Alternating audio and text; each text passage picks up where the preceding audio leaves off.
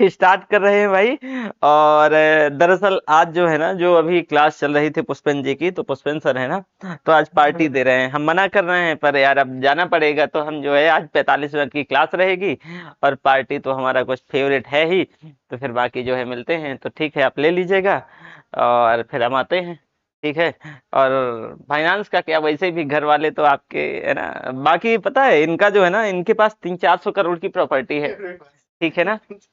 तो जो 300 करोड़ की, मतलब 400 नहीं, लेकिन 300 करोड़ की तो कम से कम प्रॉपर्टी है। मतलब ये समझो कि आधा पन्ना इन्हीं के उसमें बसा है। ठीक है। तो वैसा कोई दिक्कत नहीं होता है। पैसे वैसे तुम्हें भी किसी को जरूरत हो, किसी को जरूरत हो तो ले लेना भाई। अब चलो स्टार्ट करते हैं। त्वरित सुधारात्मक कार्यवाही, प्रॉम्प्ट करेक्टिव एक्शन लाइव है। चलो प्रॉम्प्ट करेक्टिव एक्शन आते हैं, ले लेना। प्रॉम्प्ट करेक्टिव एक्शन, देखो होता क्या है, आरबीआई भारत में कार्यरत जो है बैंकों की वित्तीय स्वास्थ्य का समय समय पर क्या करती रहती है कि जांच करती रहती है। अब अगर मान लो कि किसी बैंक का, आरबीआई को ये आभास हो जाए, आरबीआई को कि ये आभास हो जाए,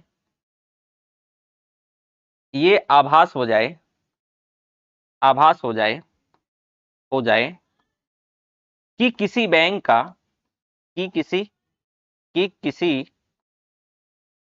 बैंक का वित्तीय स्वास्थ्य ठीक नहीं है, वित्तीय स्वास्थ्य स्वास्थ्य ठीक नहीं है, ठीक नहीं है, ठीक नहीं है, तो भाई जो ये आरबीआई है ना, उस बैंक के सुई लगा देती है, मतलब इलाज कर देती है। ये जो बैंक था इसका क्या कर देती है, इसका इलाज कर देती है, सुई लगा देती है। और यही जो सुई है इसी को PCA framework prompt corrective action कहते हैं। अब ये दरअसल बेटा जो सुई है ना, ये 3 प्रकार की होती है। सबसे पहले जो है category first, category second, category third. मतलब कि अगर तुमको थोड़ा सा बुखार है तो तुम्हें टेबलेट देके काम चलाया जाएगा। लेकिन अगर बुखार थोड़ा सा और ज्यादा है तो फिर और ज्यादा जो है तुम्हें जो है ना, मतलब इंजेक्शन दिया जा सकता है।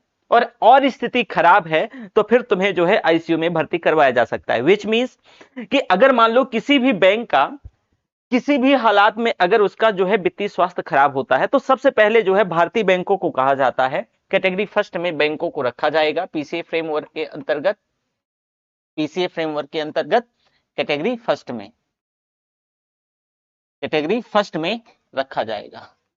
अब कैटेगरी फर्स्ट के अंतर्गत होगा क्या भाई, कैटेगरी फर्स्ट के अंतर्गत जो होगा, कर लेना, कैटेगरी फर्स्ट के अंतर्गत होगा भाई यहां पर कि जो भाई भारतीय बैंक है, भारतीय बैंक है, भारतीय बैंक है, तो भारतीय बैंकों को यह कहा जाएगा, जो भाई भारतीय बैंक है उनको यह कहा जाएगा कि तुम जो है, जो शेयर धारक हैं, जो शेयर धारक हैं, उनको लाभांश देना बंद कर दो, उनको लाभांश देना बंद कर दो, बंद कर दो, कर दो।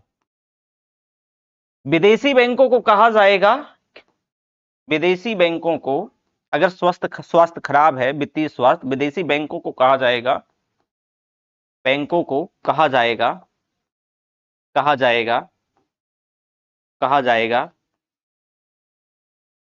विदेशी बैंकों को कहा जाएगा कि आप क्या करो कि संस्थापक से कहा जाएगा, संस्थापक से कि पैसा और निवेश करो, पैसा और निवेश करो, निवेश करो, पैसा और निवेश करो। तो इसको कैटेगरी फर्स्ट कहा जाएगा, कैटेगरी फर्स्ट, पीसीए फ्रेमवर्क की, पीसीए यानी प्रॉम्प्ट करेक्टिव एक्शन का कैटेगरी ये फर्स्ट है।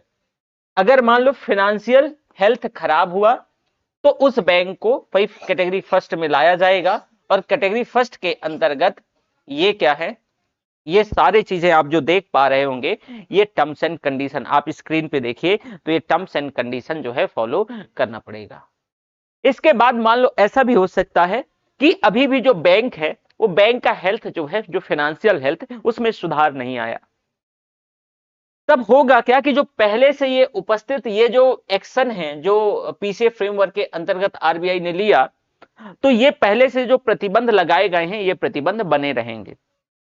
उसके साथ साथ आरबीआई बैंकों को परिस्थिति समान होने तक ये कह देगी, जो भारतीय बैंक हैं या फिर सभी बैंकों को, कि तुमको जो है अब नई शाखाएं नहीं खोलना है, तो नया शाखा खोलने से मना कर दिया जाएगा।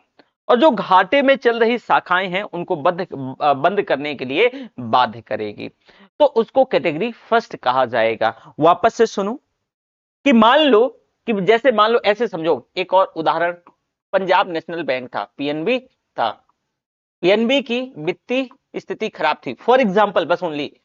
तो आरबीआई क्या कहेगा, क्योंकि आरबीआई इनके हेल्थ पे नजर रखता है, क्योंकि पब्लिक का पैसा है, तो आरबीआई तुरंत जब इसकी स्थिति खराब, तो इसको पीसीए फ्रेमवर्क के अंतर्गत डालेगा, इसका दवा करना शुरू कर देगा, दवाई देना शुरू कर देगा।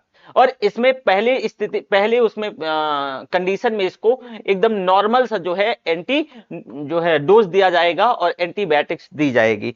मान लो कि इसके बावजूद, तो एंटीबायोटिक्स क्या है कि वित्तीय स्वास्थ्य खराब है, तो इसकी एंटीबायोटिक्स क्या है कि पहले कहा जाएगा कि तुम्हें जो है अपना लाभांश जो है शेयर धारकों को नहीं वितरित करना है, विदेशियों को कहा जाएगा कि संस्थापक को कि भाई और पैसा लगा दो इसमें। अगर इसके बावजूद भी भाई इसका जो है स्थिति में सुधार नहीं आता है, तो फिर इसको दूसरा और जो है कैटेगरी सेकंड में डाला जाएगा। अब मान लो कि थोड़ी से ज्यादा ऐसी दवा दी जाएंगी, ज्यादा पावरफुल होंगी, तो कैटेगरी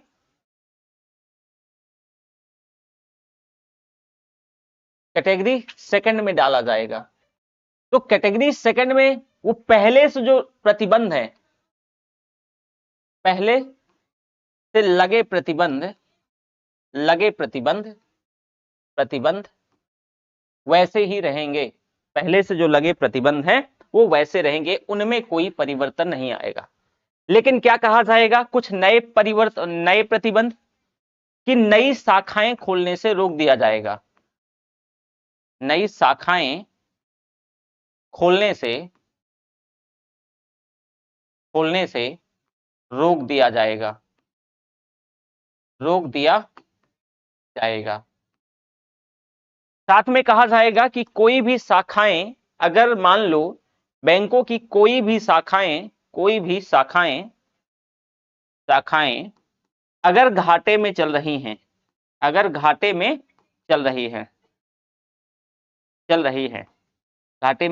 हैं, तो अगर शाखाएं घाटे में चल रही हैं तो उनको बंद करने का निर्णय, उनको बंद करने का आदेश दिया जाएगा, उनको बंद करने का आदेश दिया जाएगा,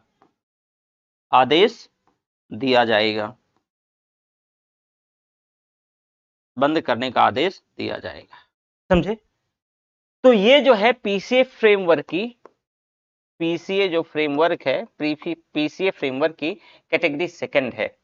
ये क्या है, पीसीए फ्रेमवर्क की कैटेगरी सेकंड है कि मान लो अगर पीसीए फ्रेमवर्क फर्स्ट में रखने के बाद बैंक का हेल्थ सही नहीं होता है, तो उसका अगर फाइनेंशियल हेल्थ सही नहीं होगा तो उसको कैटेगरी सेकंड में डाल करके, और कुछ ये टर्म्स एंड कंडीशन है उनको फॉलो करना जरूरी हो जाएगा, उनको फॉलो करना पड़ेगा।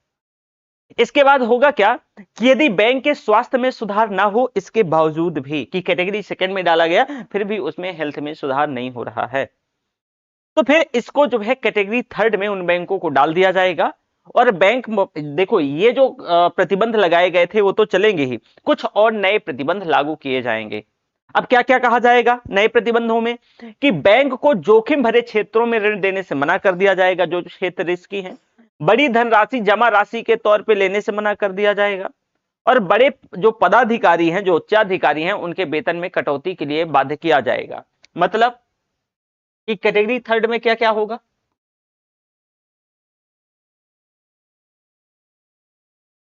कैटेगरी थर्ड में क्या क्या होगा, कैटेगरी थर्ड में पहले तो कब डाला जाएगा, ये बेटा तब डाला जाएगा जब मान लो कि कैटेगरी सेकंड में भी जो है बैंकों का जो वित्तीय स्वास्थ्य फाइनेंशियल हेल्थ है उसमें सुधार ना आए, तो कैटेगरी थर्ड में डाल दिया जाएगा। अब कैटेगरी थर्ड में डालने का सिंपल सा मसला ये है कि अब कहा जाएगा बैंकों को वो प्रतिबंध तो बने रहेंगे, अब और प्रतिबंध लगाए, कुछ नए प्रतिबंध लगाए जाएंगे और कहा जाएगा कि बैंकों को कि जोखिम भरे क्षेत्रों में ऋण नहीं देना है। बैंकों को जोखिम भरे क्षेत्रों में, जोखिम भरे क्षेत्रों में, भरे क्षेत्रों में पैसा देने से मना कर दिया जाएगा।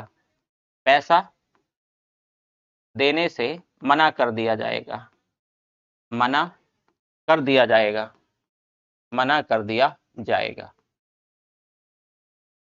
साथ में बड़े पदाधिकारी, बड़े उच्चाधिकारी, बड़े उच्चाधिकारी,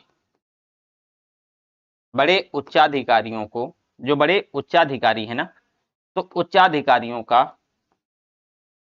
वेतन रोक दिया जाएगा, रोक दिया जाएगा,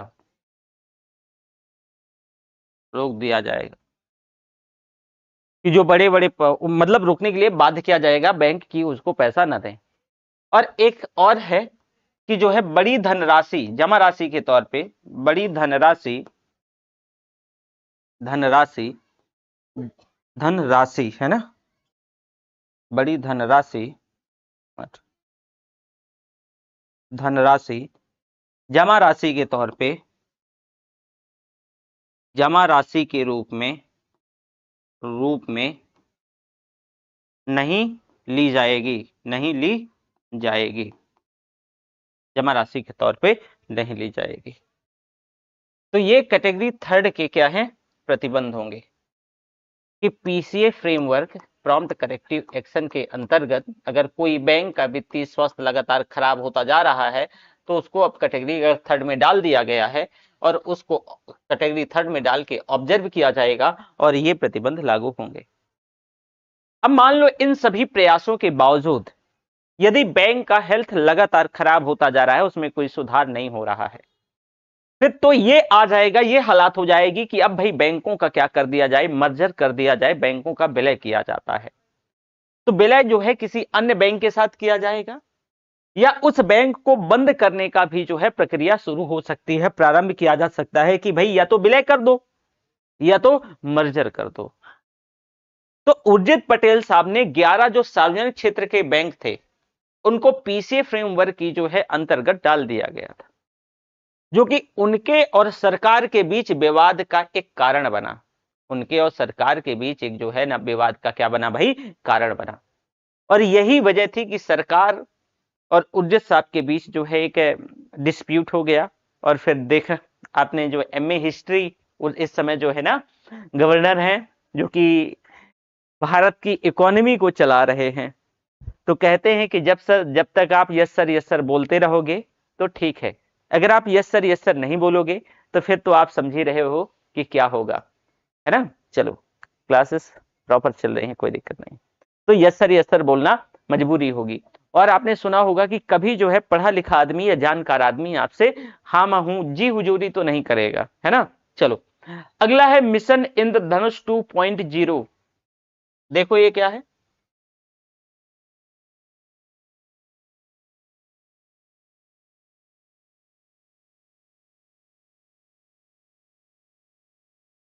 मिशन इंद्रधनुष, मिशन इंद्रधनुष 2.0।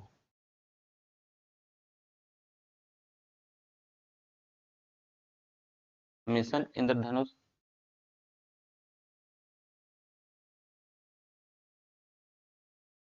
मिशन इंद्रधनुष 2.0। देखो बेटा ये मिशन इंद्रधनुष दो जगह आपने सुना होगा। एक तो भाई ये बैंकिंग सिस्टम में है जो मैं पढ़ाने जा रहा हूं, और एक आपने सुना होगा हेल्थ डिपार्टमेंट में। तो ये दरअसल हमें जो पढ़ना है वो बैंकिंग सिस्टम का मिशन इंद्रधनुष है। वो जो हेल्थ के अंतर्गत मिशन इंद्रधनुष आता है उसमें टीकाकरण की व्यवस्था होती है, उसमें टीके लगाए जाते हैं, उसमें भी कुछ ऐसे ही 7 टीके लगाए जाते हैं। ये जो मिशन इंद्रधनुष है ये आपका बैंकिंग सिस्टम से संबंधित है, यानी ये इकोनॉमी से रिलेटेड है। इसमें होता क्या है कि भाई सार्वजनिक क्षेत्र के जो पब्लिक सेक्टर के बैंक है उनके स्वास्थ्य में सुधार करने के उद्देश्य से पीजे नायक समिति के सुझावों के आधार पर मिशन इंद्रधनुष 2.0 लाया गया। और ये जो मिशन इंद्रधनुष है, ये वित्त मंत्रालय की एक पहल थी। अब एक मिशन इंद्रधनुष योजना स्वास्थ्य मंत्रालय की भी रही है, जो कि वो पूर्ण टीकाकरण से संबंधित है, तो ये उससे अलग है। अब मिशन इंद्रधनुष को इंद्रधनुष नाम इसलिए भी बेटा दिया गया क्योंकि इसमें 7 प्रावधान हैं, और ये प्रावधान ए से शुरू होते हैं और जी से खत्म हो जाते हैं। तो इस वजह से इसको ए टू जी रिफॉर्म भी कहते हैं, या A to G of banking sector reform कहा जाता है। तो इसके क्या क्या प्रावधान है वो सुनेंगे, पहले थोड़ी से देखो। ये जो मिशन इंद्रधनुष है, सबसे पहले तो पीजे नायक समिति के सुझावों के आधार पर समिति के सुझावों के आधार पर सुझावों के आधार पर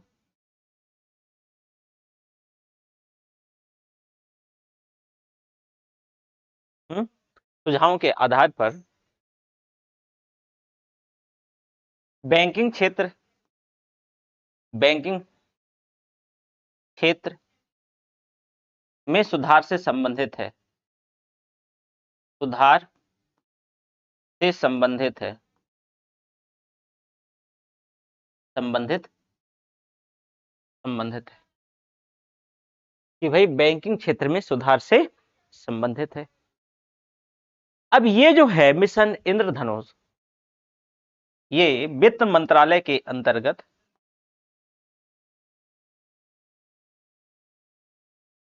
वित्त मंत्रालय के अंतर्गत अंतर्गत आता है, वित्त मंत्रालय के अंतर्गत आता है। मतलब क्या है कि भाई जो सार्वजनिक क्षेत्र के बैंक हैं, ये भी लिख ही देता हूं, जो सार्वजनिक क्षेत्र के बैंक हैं, सार्वजनिक क्षेत्र के जो बैंक हैं, तो उन बैंकिंग क्षेत्र में सुधार से संबंधित ये जो है पीजे नायक साहब थे, तो उनकी समिति के सुझावों के आधार पर ये शुरुआत करा गया। तो पीजे नायक साहब थे, ये पूछा जा सकता है। तो सबसे पहले क्वेश्चन यही बनेगा कि किससे संबंधित है, तो भाई पब्लिक सेक्टर के बैंकों के हेल्थ में सुधार से संबंधित है। पीजे नायक समिति के सुझावों के आधार पर ये मिशन इंद्रधनुष 2.0 लाया गया। अब ये जो पहल है ना बेटा, ये वित्त मंत्रालय की पहल है। किसकी? ये वित्त मंत्रालय के अंतर्गत आता है, ये पहल वित्त मंत्रालय की है। अब इसमें होता क्या है कि जो आपका हेल्थ वाला था मिशन इंद्रधनुष, उससे डिफरेंट है। इसके अंतर्गत होता क्या है कि इसमें मिशन इंद्रधनुष में 7 कलर होते हैं। इसी वजह से बैंकों में सुधार से संबंधित 7 प्रावधान दिए गए, और ये जो प्रावधान है वो ए से स्टार्ट होते हैं, ए से आरंभ होते हैं, आरंभ होता है और जी तक चलता है, जी तक चलता है। इसीलिए इसको ए टू जी रिफॉर्म भी कहते हैं। A to G banking sector reform, banking sector reform, banking sector reform, A to G banking sector reform भी कहते हैं। तो इसमें बेटा ए से जी तक जो है क्या है कि कुछ जो अलग अलग जो है रिफॉर्म्स है, प्रावधान है। तो जरा देखो कि अलग अलग जो ए से जी तक है वो क्या क्या है। सबसे पहले आता है एक, जो नंबर 1 है, ये अपॉइंटमेंट यानी नियुक्तियां।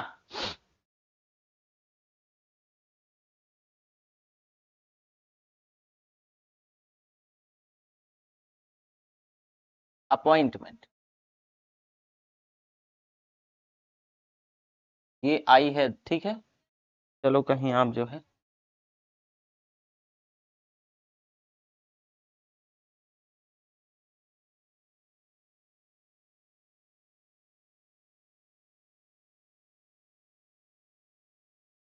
Appoint,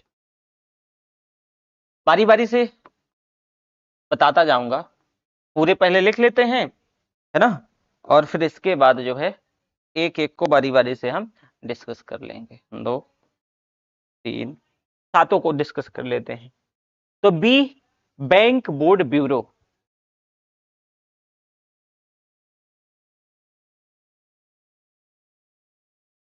board bureau, bank board bureau. तीसरा है कैपिटलाइजेशन, फिर डिस्ट्रेसिंग,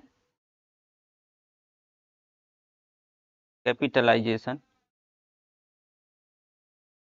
कैपिटलाइजेशन। आगे है डिस्ट्रेसिंग, चौथा नंबर डिस्ट्रेसिंग, डिस्ट्रेसिंग। फिर जो है पांचवा नंबर एम्पावरमेंट, एम्पावरमेंट, एम्पावरमेंट। छठा नंबर है आपका एफ, यानी F, framework of accountability, framework of accountability.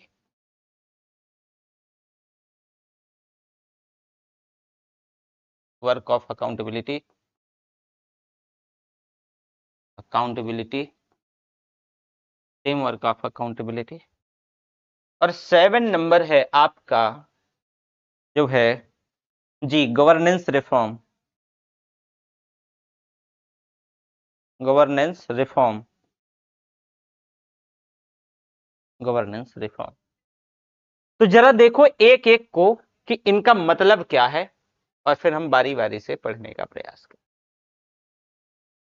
ए जो ए अपॉइंटमेंट, अपॉइंटमेंट मतलब नियुक्तियां, इसका मतलब क्या है नियुक्तियों का, कि सार्वजनिक क्षेत्र के बैंकों का जो शीर्ष मतलब शीर्ष नेतृत्व है, यानी जो पब्लिक सेक्टर बैंकों के शीर्ष पर सीएमडी, जिसको चेयरमैन एंड मैनेजिंग डायरेक्टर, जिसको अध्यक्ष एवं प्रबंध निदेशक कहते हैं, तो ये उपस्थित रहते हैं।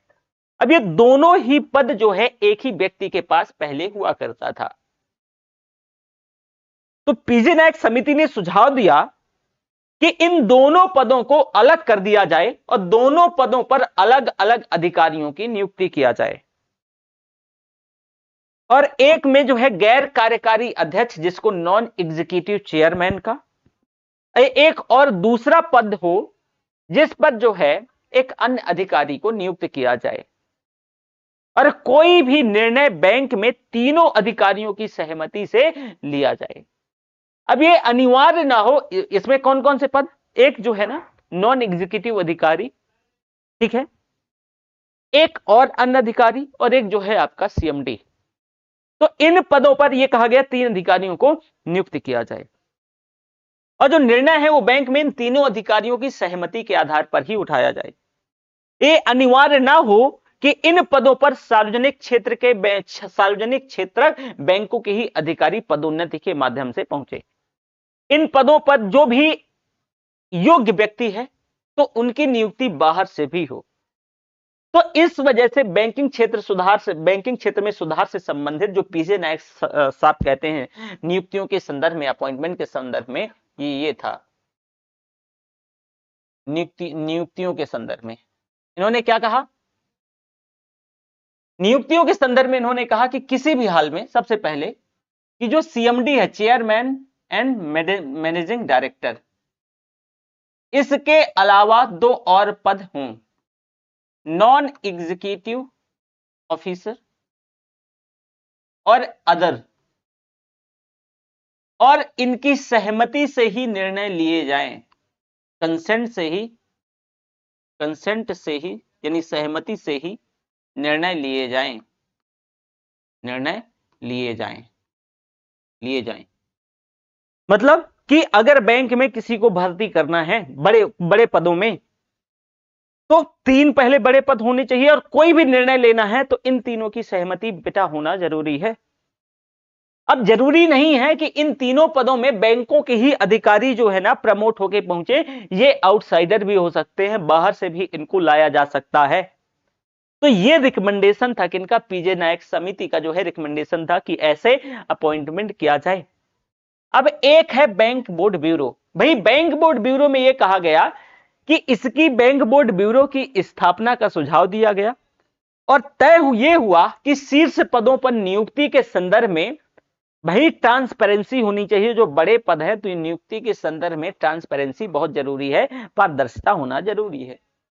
तो उसको बनाए रखने के उद्देश्य से इन्होंने कहा कि राजनीतिक हस्तक्षेप को कम करना होगा। क्यों? क्योंकि आप जान ही रहे हो कि राजनीतिक तो कोई एमपी एमएलए अपने जो है फूफा बुआ के लड़के को नियुक्त करवा देंगे। तो इन पदों पर नियुक्तियों के संदर्भ में योग्य अधिकारियों का नाम ट्रिपल बी प्रस्तुत करे। यानी बैंक बोर्ड ब्यूरो जो योग्य अधिकारी हैं, योग्य अधिकारियों की नियुक्ति, अधिकारियों की नियुक्ति के लिए नाम प्रस्तुत करे। नियुक्ति के लिए नाम प्रस्तुत करे, नाम प्रस्तुत करे, नियुक्ति के लिए नाम प्रस्तुत करे। अब ट्रिपल बी को वित्तीय परामर्श भी प्रदान कर सकती है। मतलब भाई जो ट्रिपल बी है बैंक बोर्ड ब्यूरो, तो ये बैंकों को जो वित्तीय परामर्श है वो भी प्रदान कर सकती है। इसकी स्थापना 2016 में हुई बैंक बोर्ड ब्यूरो की और इसका पहला अध्यक्ष जो है वो श्री विनोद राय थे, उन्हीं को बनाया गया। जो कि भारत के पहले ये जो विनोद राय जी हैं ये कैग भी जो नियंत्रक और महालेखा परीक्षक भी रह चुके थे। ये बैंक बोर्ड ब्यूरो में इनका जो कार्यकाल है वो 2 साल का रहा, परंतु फिर इसके बाद जो है इनका जो कार्यकाल है वो बढ़ाया गया और विनोद राय के बाद एक नए अध्यक्ष आते हैं भानु प्रताप शर्मा। 2020 में कोविड के कारण इनका कार्यकाल फिर अगेन 2 सालों के लिए बढ़ा दिया गया। तो अभी भाई इनका जो बैंक बोर्ड ब्यूरो है अध्यक्ष भानु प्रताप शर्मा है, पहले कौन थे? विनोद राय। ये भी क्वेश्चन पूछा जा सकता है। तीसरा आता है भाई कैपिटलाइजेशन, पूंजीकरण। तो कैपिटलाइजेशन या पूंजीकरण से मतलब क्या है? देखो जो पब्लिक क्षेत्र के बैंक हैं तो उनका बेटा एनपीए जो है वो लगातार क्या है, घटता रहा है, जो लगातार बढ़ रहा था। एनपीए घट नहीं रहा था बल्कि बढ़ रहा था। उन्हें ज्यादा से ज्यादा प्रोविजन रखना होता था कि ज्यादा से ज्यादा उनको प्रोविजन, वो भी पैसा उनका फंस रहा था। तो बैंकों को इस उद्देश्य से कि अतिरिक्त पूंजी भारत सरकार उपलब्ध करवाए, उनको कैपिटलाइज करे। तो इस वजह से कि अतिरिक्त पूंजी के लिए अतिरिक्त पूंजी बैंकों को दी जाए, अतिरिक्त पूंजी बैंकों को दी जाए, तो कैपिटलाइजेशन। इसके बाद आता है बेटा डिस्ट्रेसिंग। एक मिनट देखो, डिस्ट्रेसिंग मतलब तनाव कम करना। तो तनाव को कब कैसे कम करना कि भाई जो अगर लगातार एनपीए बढ़ रहा है तो उच्च एनपीए के कारण जो पब्लिक सेक्टर बैंक है तो उनमें जो बहुत ज्यादा स्ट्रेस हो जाता है, तनाव हो जाता है। इसके कारण बेटा जो कारोबार है, जो व्यापार है वो प्रभावित होता है। कारोबार के उद्देश्य से ऋण उपलब्ध करवाने में ये बैंक क्या हो जाते हैं, असमर्थ हो जाते हैं। तो भाई भारत अगर बैंक पैसा नहीं उपलब्ध करवा पाएंगे तो भारत का जो जीडीपी है, जो ग्रोथ है वो भी प्रभावित होगा। तो यह सुझाव दिया गया कि इन बैंकों को ज्यादा से ज्यादा ऋण दिया जाए ताकि एनपीए में जो पैसा परिवर्तित हो चुका है उसे एआरसी को बेचा जाए और भारत सरकार के समर्थन में एक अन्य सशक्त एआरसी की स्थापना करी जाए। कि जो भारत सरकार जो है, और जैसे कि हुआ तो एनएआरसीएल और आईडीआरसीएल मैंने बताया था कि भारत सरकार समर्थन करे और एक जो है उसकी स्थापना हो। समझे आप? तो ऐसे जो है डिस्ट्रेसिंग को, जो है तनाव को कम करना था, ये ध्यान रखिएगा। फिर था आपका अगला एम्पावरमेंट। ई से एम्पावरमेंट। एम्पावरमेंट मतलब सशक्तिकरण। यहां सशक्तिकरण का मतलब यह था कि जो पब्लिक क्षेत्र के बैंक थे उनके क्रियाकलापों में सरकार का जो हस्तक्षेप है वो कम किया जाए। जहां तक संभव हो इन्हें ऑटोनोमस बॉडी के तौर पे बनाया जाए और बहुत निम्न स्तरीय मध्यम स्तरीय नियुक्तियों के लिए इन्हें जो है स्वतंत्र छोड़ा जाए कि इन्हें नियुक्ति किस हिसाब से करना है, कैसे करना है, तभी भी हो सकता है कि बैंकों का एम्पावरिंग हो पाए। साथ में जवाबदेहिता को लेकर के अगर बात करें, जो जवाबदेहिता की तय करने की बात है, एक मिनट रुकिएगा, जो जवाबदेहिता की जो तय करने की बात है कि जवाबदेहिता कैसे तय होगी, तो सार्वजनिक क्षेत्र के बैंकों में भ्रष्टाचार को कम करने के उद्देश्य से अधिकारियों की जवाबदेही तय हो, जो अधिकारी हैं उनकी जवाबदेही तय हो। और जब अधिकारियों की जवाबदेही तय होगी तो फिर बहुत सारे आपने देखा होगा कि बहुत सारे बेटा फ्रॉड्स होते हैं तो वो नहीं होंगे, क्योंकि पहले क्या होता था कि जिम्मेदारी रामलाल की थी लेकिन श्यामलाल ने पैसा उठा करके दे दिया था, और श्यामलाल ने जब पैसा उठा करके दे दिया था तो एक समस्या आ रही थी जो कि मैंने आपको बताया था। तो यही समस्या से बचने के लिए भाई ये कहा गया कि आप क्या करो, माइक थोड़ा सा मैं इधर कर रहा था, आप ये कहा गया कि आप क्या करो कि अकाउंटेबिलिटी जो है, जिम्मेदारी निर्धारित करो कि भाई जो भी व्यक्ति पैसा देगा उसका जिम्मेदार या जो जिसकी जिम्मेदारी है वही वो निभाएगा। अगला था भाई कि आप जो है गवर्नेंस रिफॉर्म करो, यानी प्रशासनिक या शासकीय सुधार।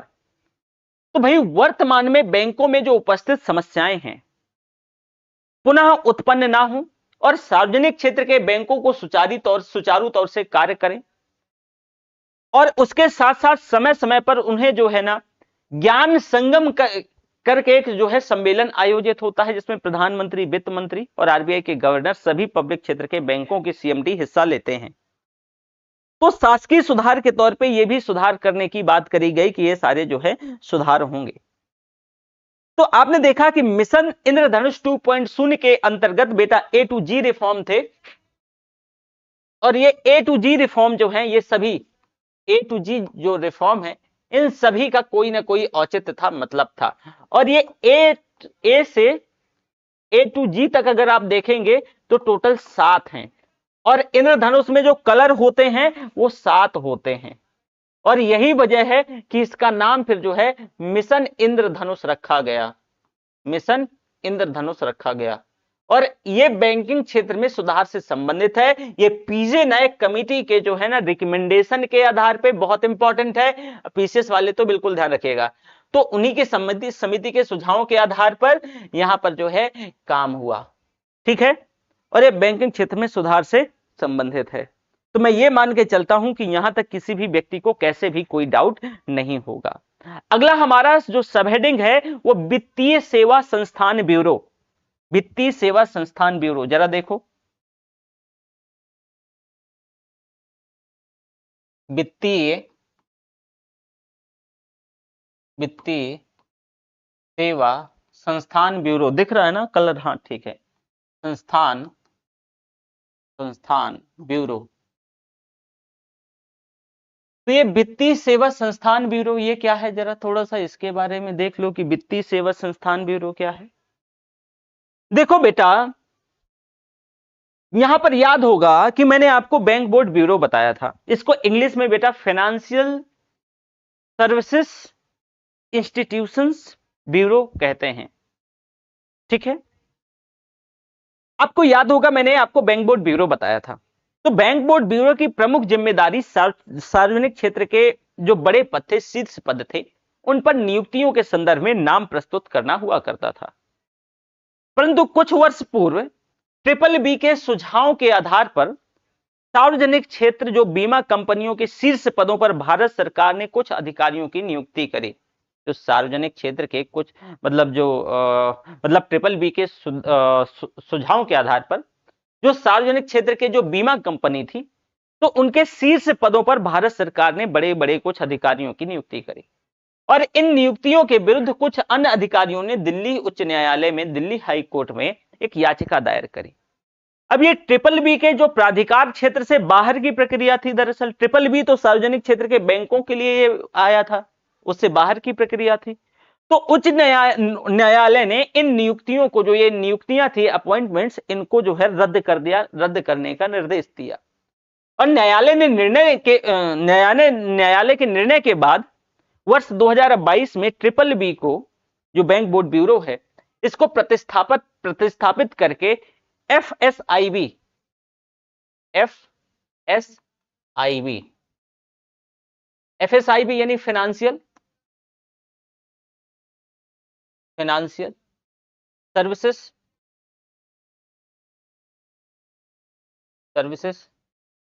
इंस्टीट्यूशन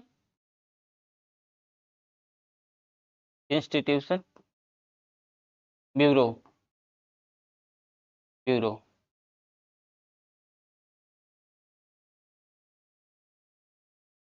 तो ट्रिपल बी जो था इसकी जगह फिर इसे लाया गया,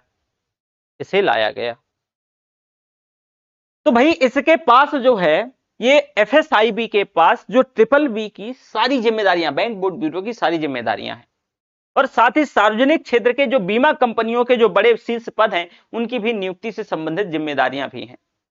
तो FSIB में दी गई, इसका जो पहला अध्यक्ष वही भानु प्रताप शर्मा जी को बनाया गया जो ट्रिपल बी के थे। अब समझ आया? बड़ा सिंपल है बेटा, ये वित्तीय सेवा संस्थान ब्यूरो इसलिए लाया गया, नहीं पहले ये क्यों लाया गया पहले ये बताऊं। देखो, बैंक बोर्ड ब्यूरो जो पब्लिक सेक्टर बैंक थे, तो पब्लिक सेक्टर बैंक में जो उच्च पद थे, तो उच्च पदों में हुआ क्या कि बैंक बोर्ड ब्यूरो के अंतर्गत जो इसको राइट्स थे, उसने जो है ना पब्लिक सेक्टर जो इंश्योरेंस कंपनी थी तो उनमें जो है उच्च पदों की भर्ती कर दी, और कुछ लोग चले गए कोर्ट। अब कोर्ट ने यह निर्णय दिया कि ऐसे काम नहीं चलेगा, अब मजबूरी थी, सरकार जो है बैकफायर करी, सरकार वापस उन्हें लेना पड़ेगा। तो सरकार ने कहा कि रुक जाओ, हम तुम्हारी होशियारी निकालते हैं, तुम्हारी हिकड़ी निकालते हैं। उन्हें कहा कि चलो अब से ट्रिपल बी खत्म, अब FSIB होगा, और FSIB को अब यह कहा गया कि बैंक का तो सार्वजनिक क्षेत्र में जो बड़े पद हैं उनमें भर्ती करोगे, साथ में बीमा कंपनी जो पब्लिक क्षेत्र की सार्वजनिक क्षेत्र की बीमा कंपनी है उनके शीर्ष पदों में भी भर्ती, तो अब लो हो गया। तो दरअसल यही पूरा मसला था। ठीक है, तो वित्तीय सेवा संस्थान, ये दिखता कम है क्या यार, वित्तीय सेवा संस्थान, ठीक है। चलो तो ये भी हो गया। इसके बाद इतना ही रखें क्या, कितना टाइम हो गया? अच्छा ठीक है, अब इतना ही रखते हैं क्योंकि अगला टॉपिक है आपका गैर बैंकिंग वित्तीय कंपनी, जिसको हम NBFC non banking finance company कहते हैं। कल ये बेटा बैंकिंग सेक्टर बहुत बड़ा टॉपिक है, तो कोई दिक्कत नहीं, हम यूं ही करते रहेंगे। मैं एक सोच रहा हूं ना कि मॉर्निंग में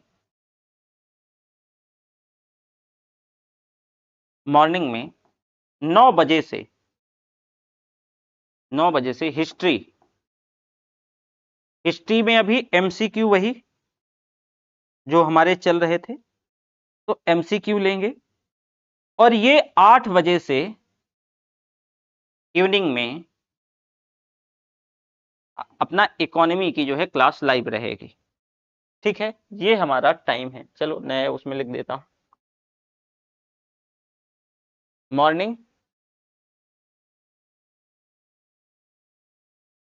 मॉर्निंग एट 9 AM और इवनिंग